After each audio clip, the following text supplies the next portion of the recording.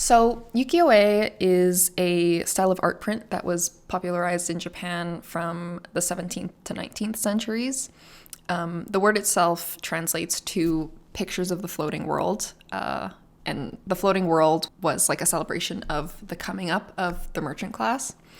Working everyday people were starting to accumulate wealth, and they were able to enjoy the pleasures of life that used to only be reserved for the upper class. These were prints that were like sold commercially, distributed widely, and very affordable. So instead of having to like shell out a bunch of cash to get like a custom masterpiece made, everyday people were being able to afford and appreciate art and build art collections in their homes. In these prints, you see a lot of everyday life of the merchant class and the working class, illustrations of women, eroticism, culture, landscapes, and lots of depictions of Japanese folklore and history.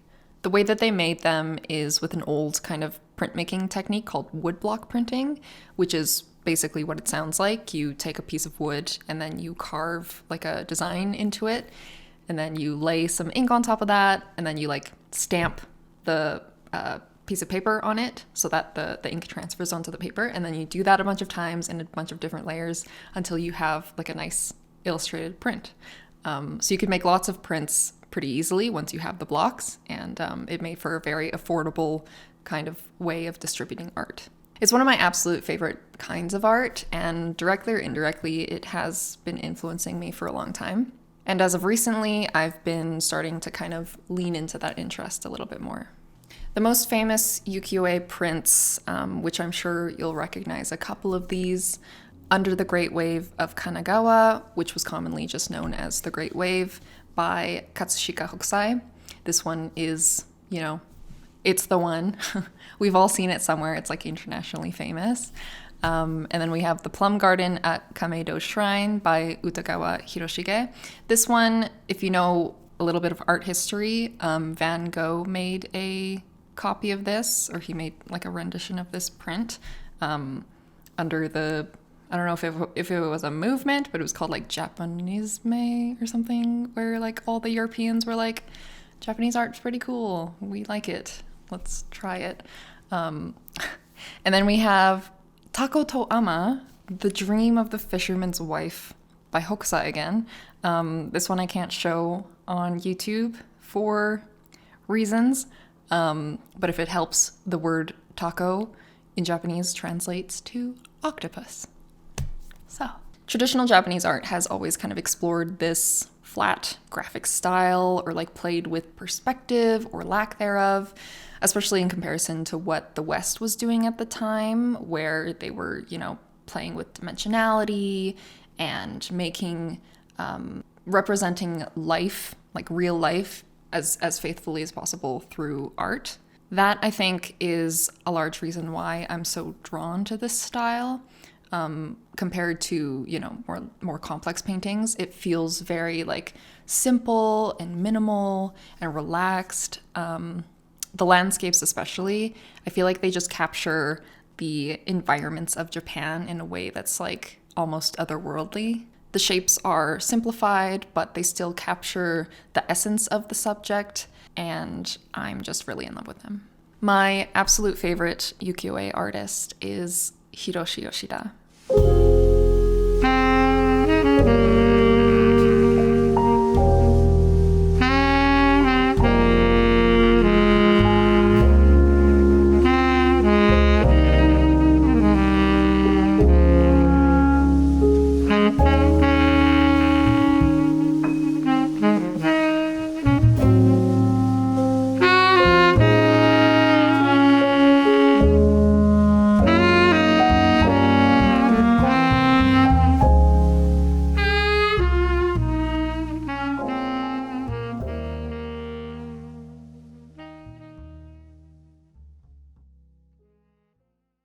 So welcome to the sketch sesh.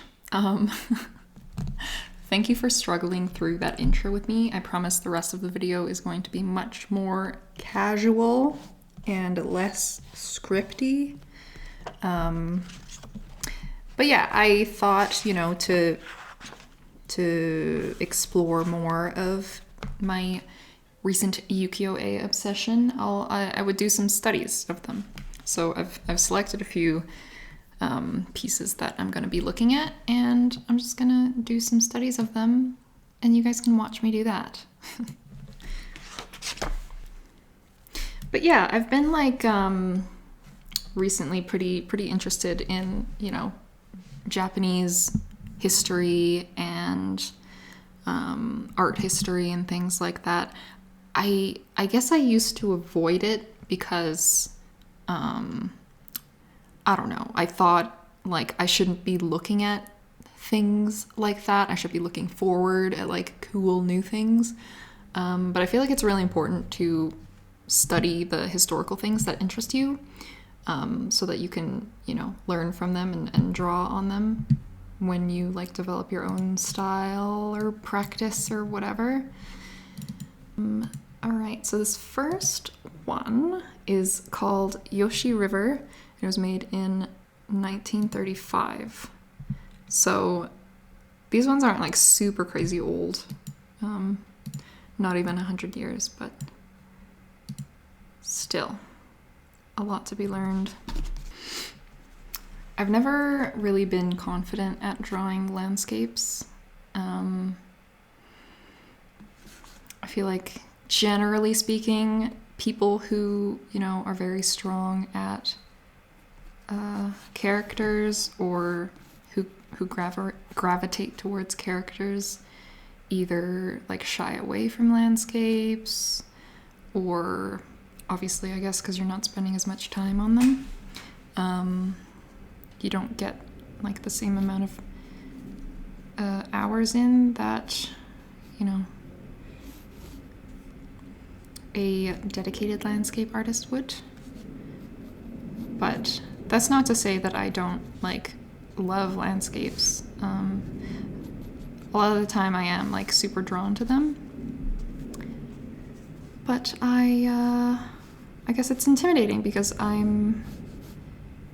wasn't like naturally good at them, I guess, in the same way, or I guess I wasn't naturally interested in them in the way that I was figures or characters.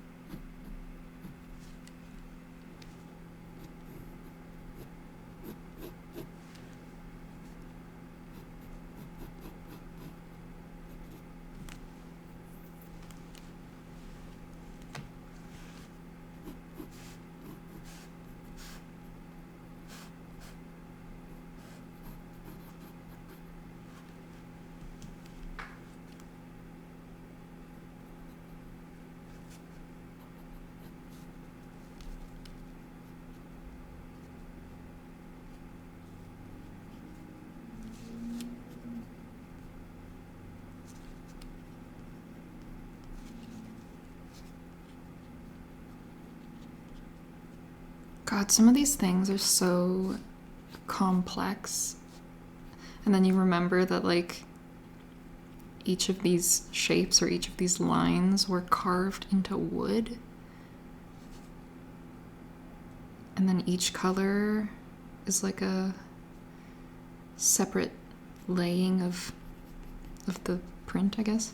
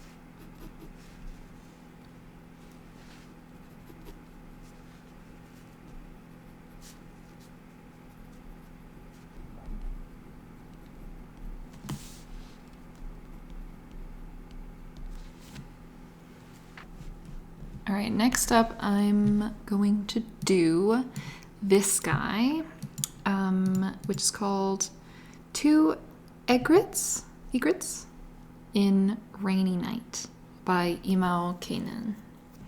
And this one was made also in the 1930s. No exact date though. Yeah, it's interesting looking at the different ukiyo-e artists. Some of them did like only landscapes, some did depictions of folklore, or some did like only women. So there's like a really wide range of like subjects and perspectives and like scale and stuff like that. But yeah, these guys caught my eye because I love birds. I love the look of birds in ukiyo-e. I have one of my sleeves has a crane on it, and a lot of the references that we looked at were ukiyo-e. I just think they look so strange and cute.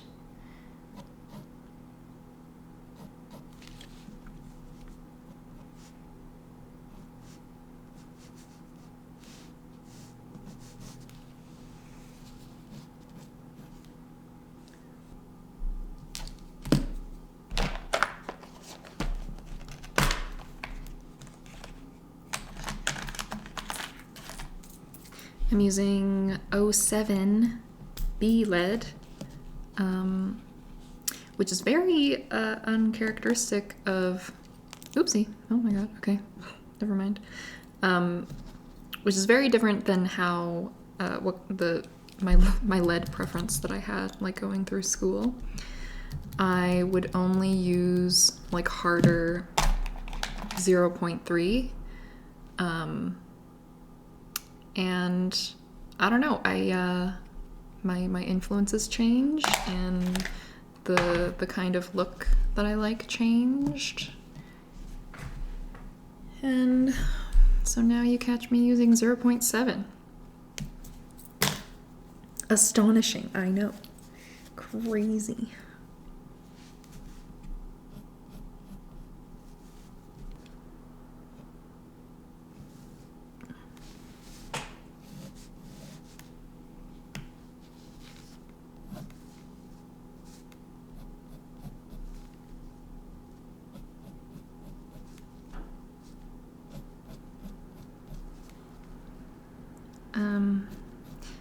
Another thing that I really like and would like to learn from in this style of ukiyo-e is the like economy of line and color.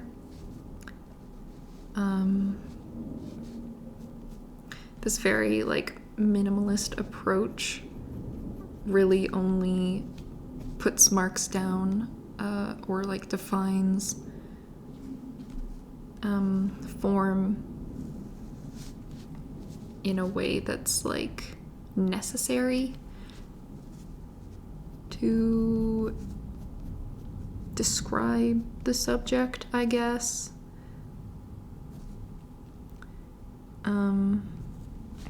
Like lines are only placed where they're needed, and there's like this kind of less is more approach, I guess, to drawing things. Like, you really don't need much to depict something or get your idea across.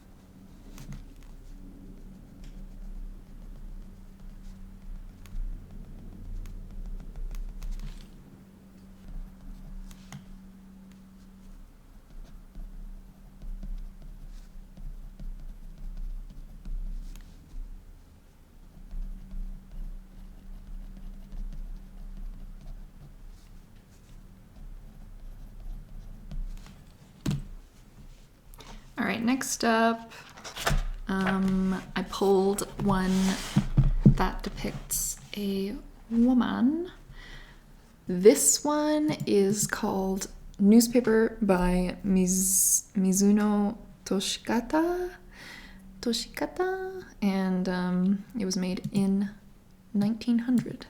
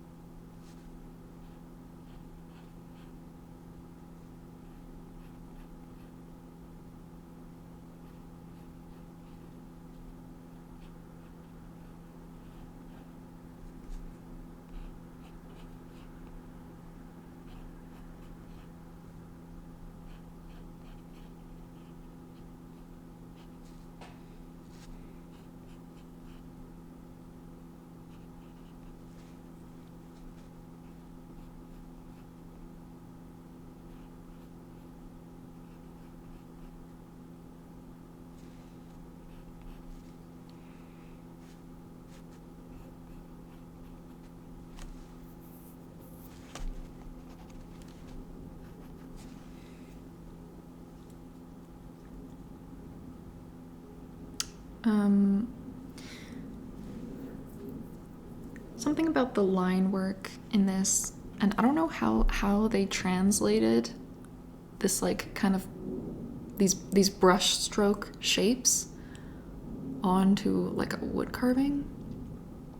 But yeah, the lines in these, and I guess a lot of Japanese art resembles calligraphy, or like it takes on this like calligraphic feel to the mark making, as well as like the minimalism and everything, and it's very cool. It makes me want to do more research on, you know, the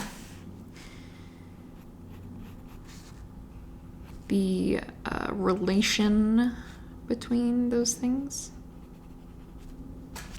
calligraphy and ukiyo-e. There's a bunch of text that goes on here, but it looks very complex, and I'm not even gonna try. So, all right, and then for our last one, this one is called Satsuma, Orange, and Bird by Imao Kainen. Again, the same guy as the bird dude. I've seen a bunch of different styles of this kind of ukiyo-e, or a similar composition. And yeah, something about, you know, just focusing in on like a single branch.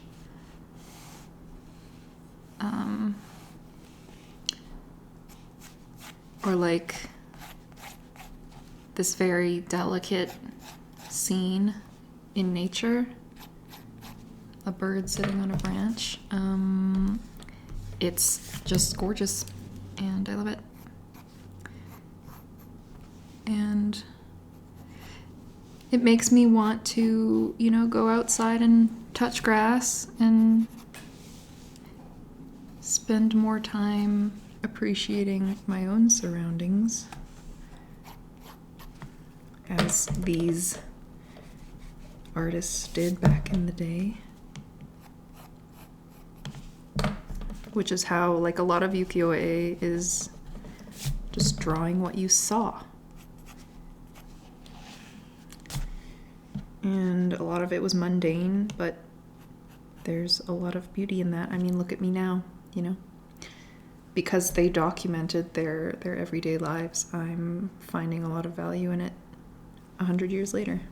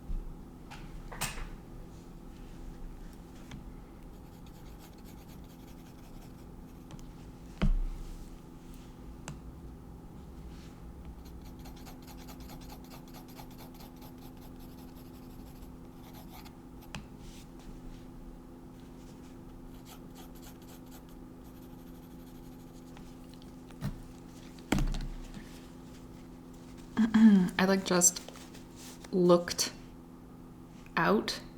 You know when you're like too focused on your drawing and you forget to look at the whole thing? Yeah, just did that and realized that it all looks like a bit of a clusterfuck. Oops. So I'm just gonna go in and shade a bit of the like backs of the leaves just to like define some shapes a little better. Hopefully that'll help.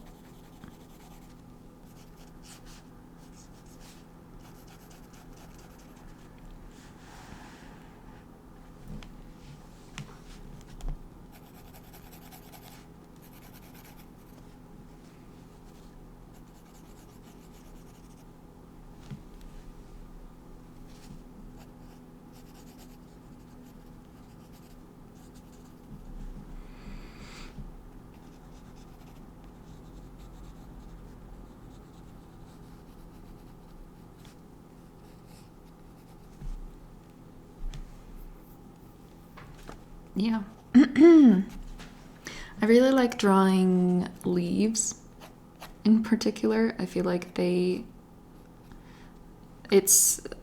shapes are so organic, and like you know that as long as you like make a semi kind of like leaf shape and then put a little stem thingy in the middle of it, it'll look fine. So I feel like there's very little pressure to draw a leaf accurately, so you can just kind of doodle and it still looks good. It's a very zero pressure object to draw. Highly recommend.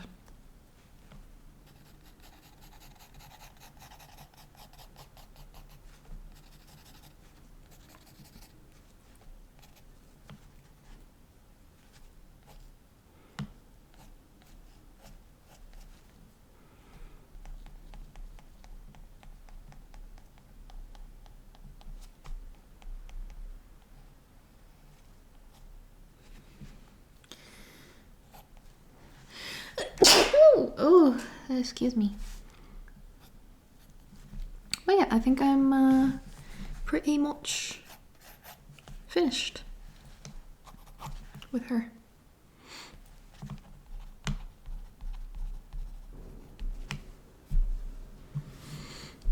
And realized I forgot to put our little caption for this one.